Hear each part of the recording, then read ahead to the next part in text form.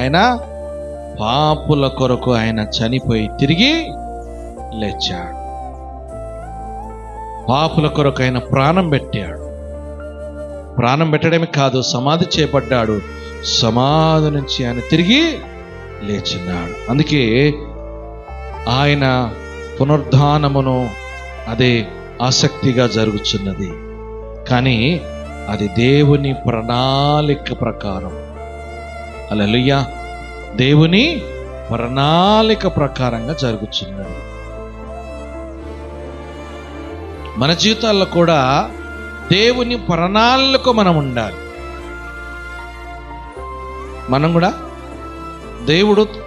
దేవుడు కూడా తన ప్రణాళికలో ఉన్నాడు. ఈ దినాన నీవు కూడా ఆయన ప్లాన్లో ఉండాలి. హల్లెలూయా.